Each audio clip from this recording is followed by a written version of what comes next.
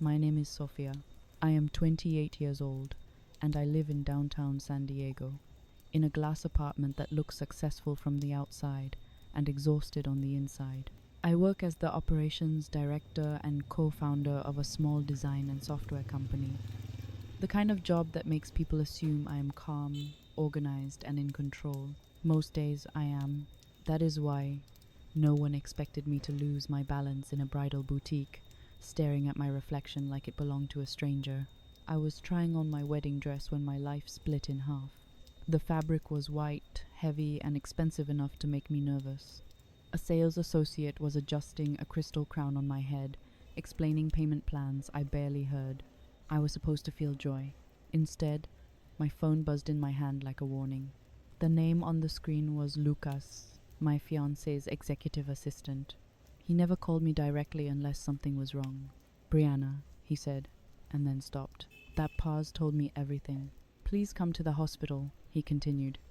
"Ethan has been in an accident. It is complicated." My fingers went numb. The crown slipped from my hands and shattered against the floor. No one cared about the crown. I barely heard the gasps around me. All I could think was that Ethan Wright, the man I had loved for 3 loud, stubborn, unforgettable years, might never open his eyes again. And even if he did, I had already decided something terrifyingly simple. I would still marry him, even if he could not walk, even if he could not speak, even if he never remembered my name. By the time I reached the hospital, my heart was pounding so hard it felt violent. Lucas stood outside the room, pale and tense, repeating the same word over and over. Complicated. I pushed past him, ready to see blood, tubes, silence. What I saw instead was a woman crying.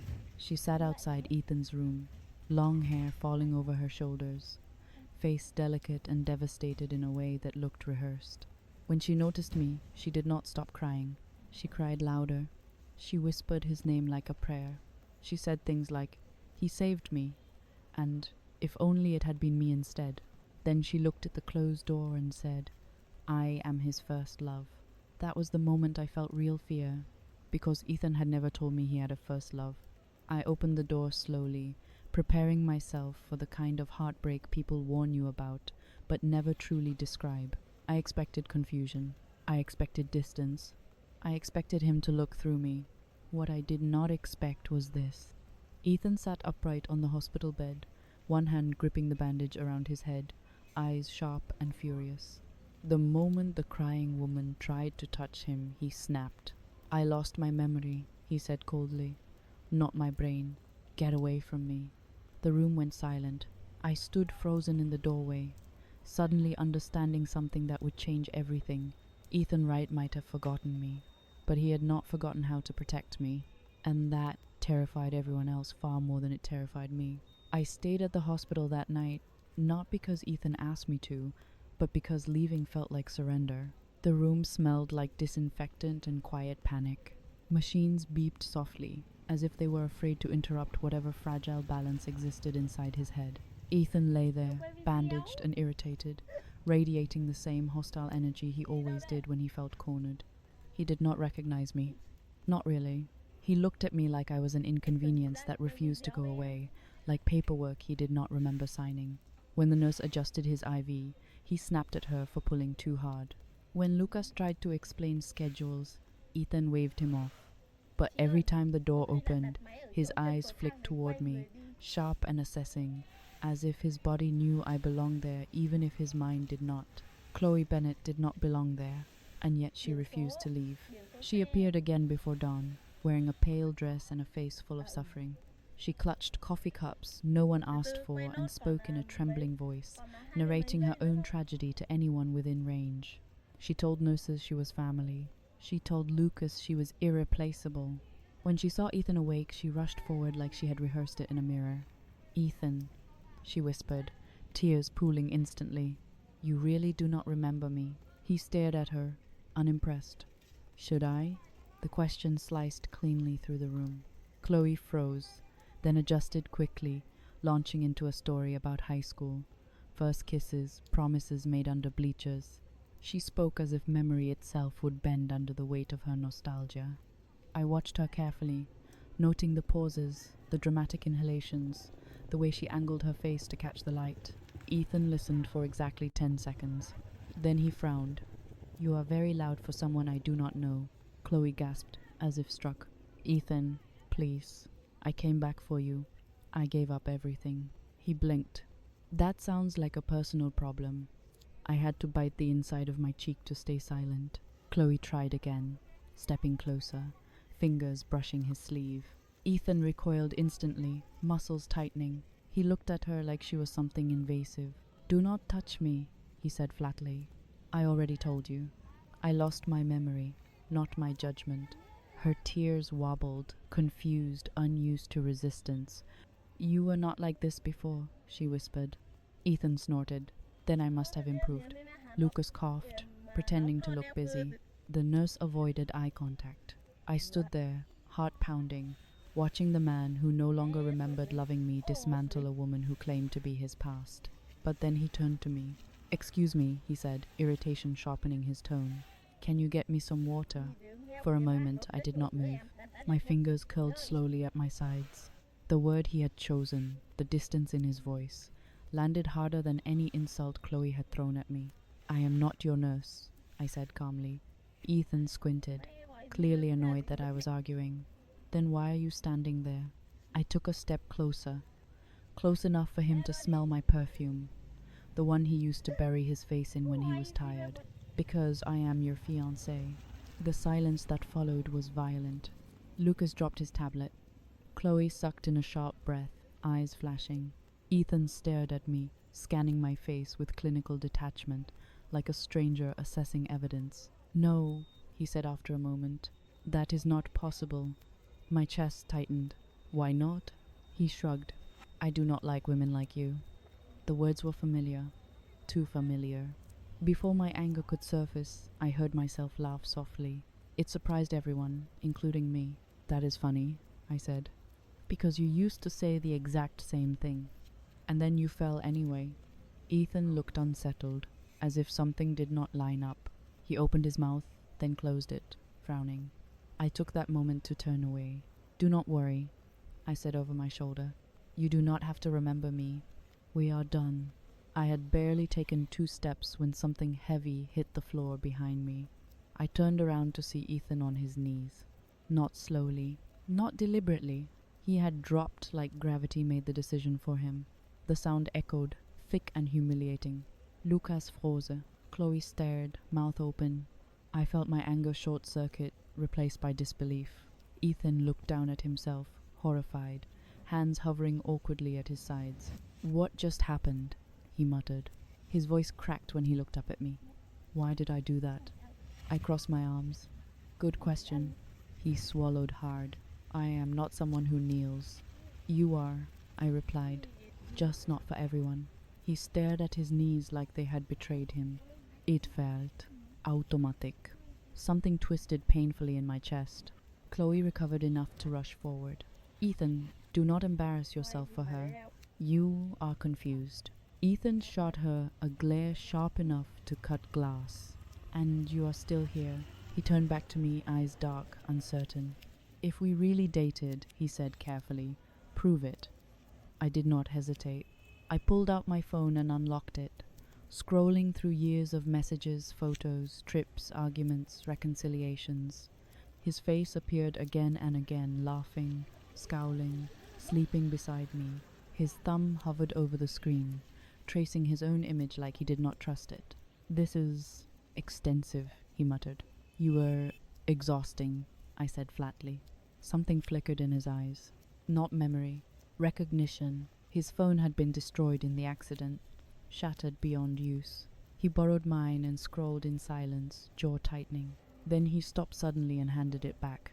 "I need to call my parents," he said. I shook my head. "They are in the air. Bad weather. No signal."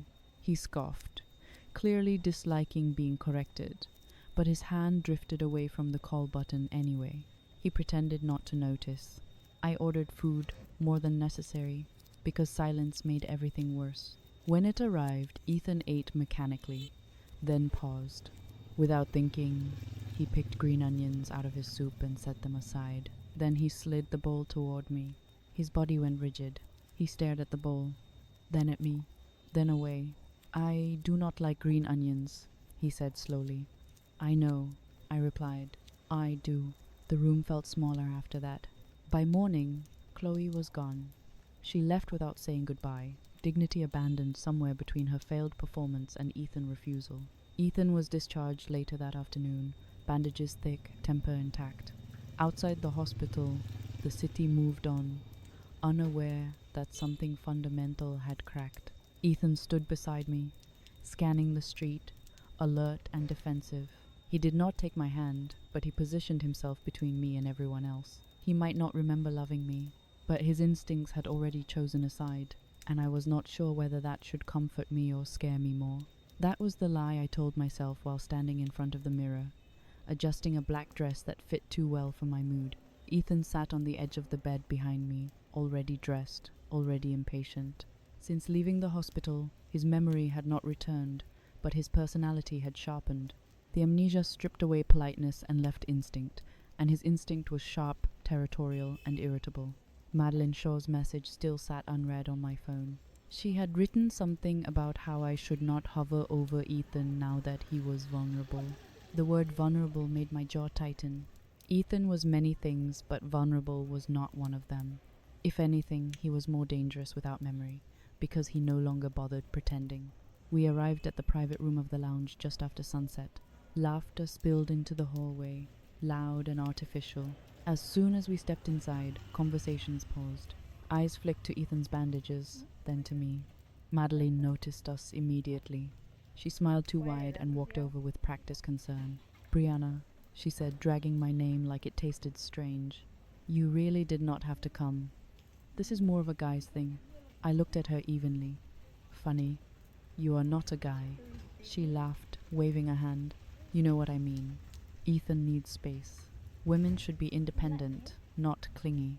Ethan tilted his head slowly. I recognized the look. It was the one he wore right before he ruined someone's night. "If you want independence," he said, voice calm and cutting, "try finding your own man to cling to.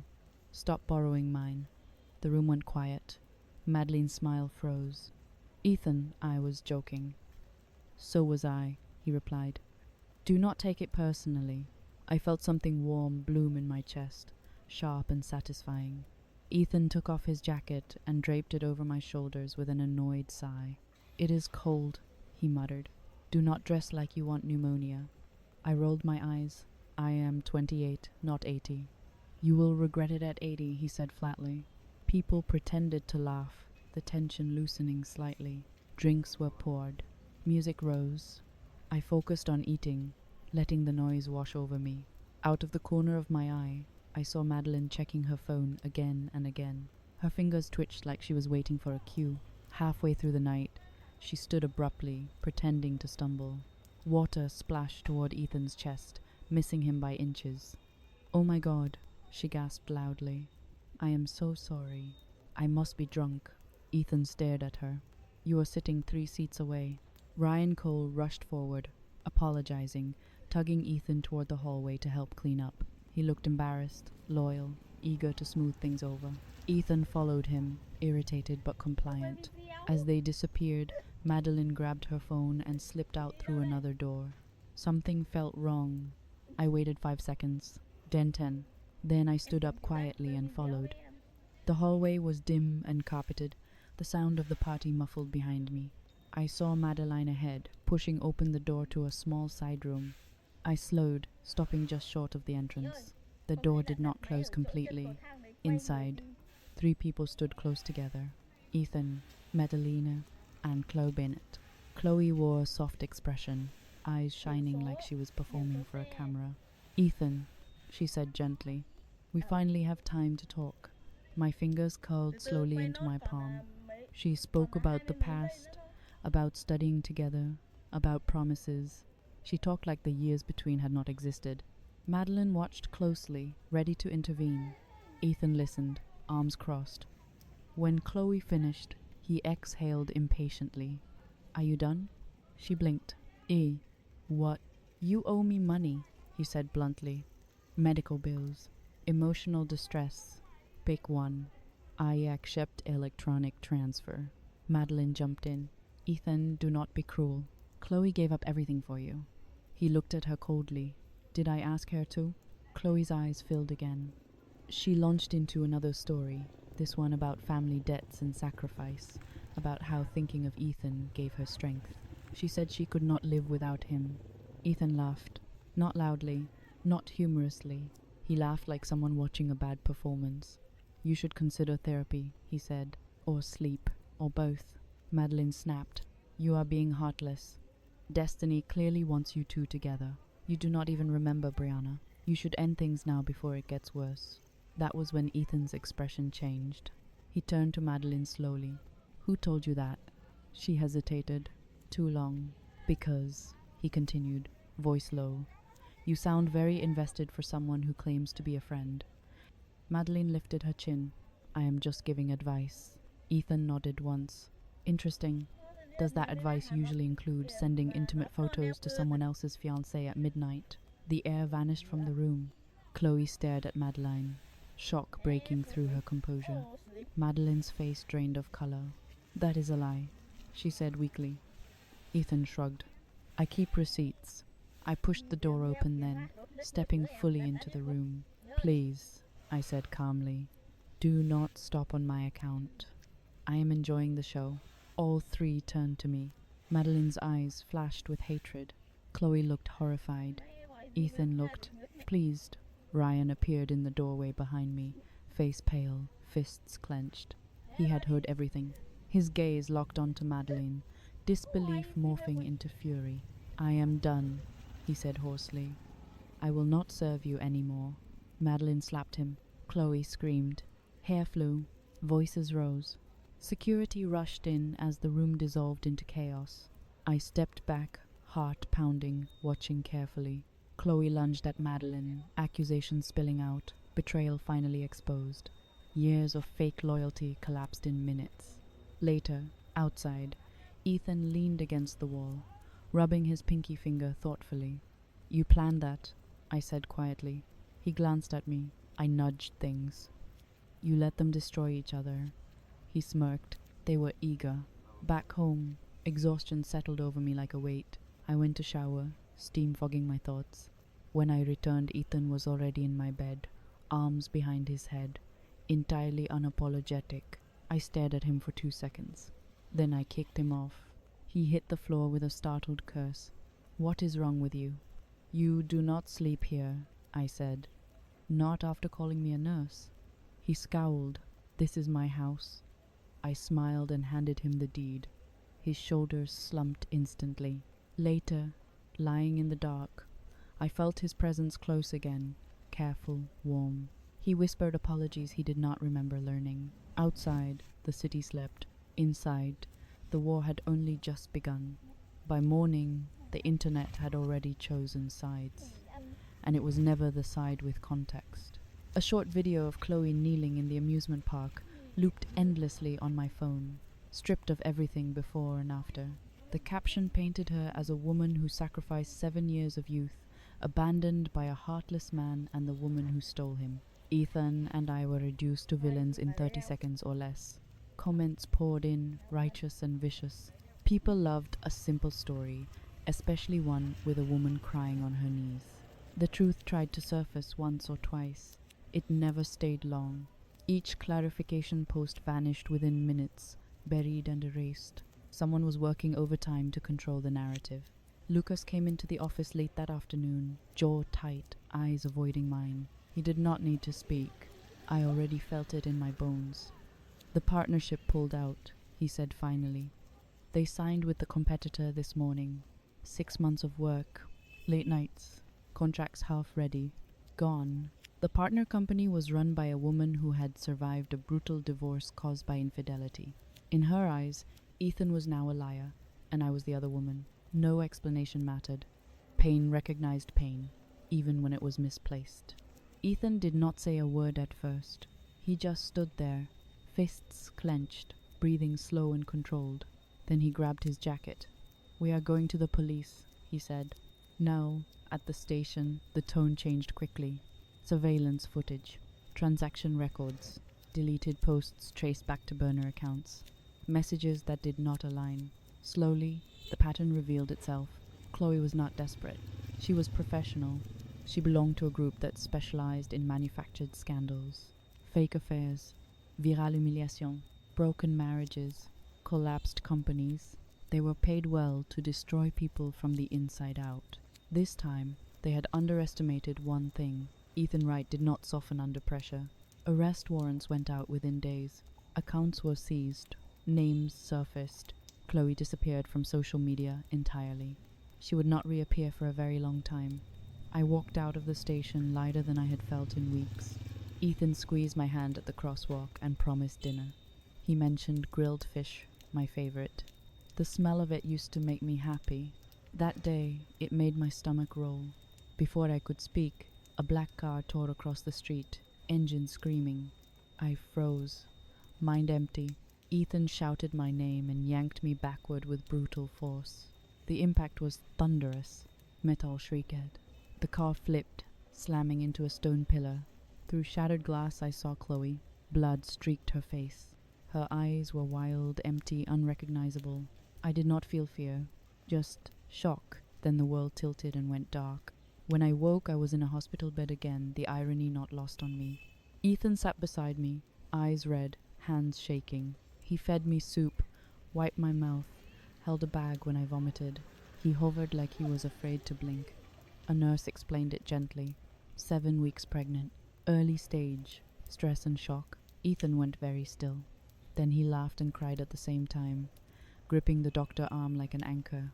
He kept repeating the same words. I am going to be a father. This is real. This is real. Chloe was arrested at the scene. The charges stacked fast. Attempted murder joined the list. This time, there would be no escape. My pregnancy pushed the wedding forward. 1 week earlier, no hesitation. Ethan's parents finally arrived from overseas, exhausted and fierce. My parents drove through the night. 4 adults took control, efficiency replacing chaos. Ethan's mother pulled me aside and thanked me for standing my ground. She told me plainly that if Ethan ever crossed a line again, she would take my side without hesitation. Ethan protested. His father laughed and reminded him that fidelity was the only gift that mattered. The wedding was small and fast, but warm. For a few hours, the world behaved, until it did not. While I was backstage removing my makeup, a young woman burst into the room, short hair, eyes burning. She accused Ethan of betrayal. She said they were childhood sweethearts. She said promises had been made. She demanded answers. I turned to Ethan, exhausted. Who is this now? He frowned, then said her name, Catherine Wright, his adopted sister. The girl laughed sharply, insisting adoption did not count, that they had no blood relation, that destiny mattered more. Ethan snapped. He roared her name, shut her down completely, and turned to me, panicked. He reminded me of our first date, of telling me about his adopted sister. I smiled. Oh, I said sweetly, so you remember our first date? Silence hit like a hammer. Catherine grinned and gave me a thumbs up before Ethan physically removed her and locked the door. Then he dropped to his knees again, this time intentionally. He confessed everything. His memory had returned days earlier during the investigation. Stress forced it back. He kept pretending because he was afraid. Afraid I would leave. Afraid I would never forgive him for the nurse comment. Afraid Chloe would flee before incriminating herself fully. I listened quietly. Then I told him he had already been caught. He muttered that he thought his performance was flawless. I made him sleep on the couch. In the morning, he was back beside me anyway, kissing my cheek, hand resting gently over my stomach. I sighed, accepting reality. I chose him, and I would make him earn me every single day.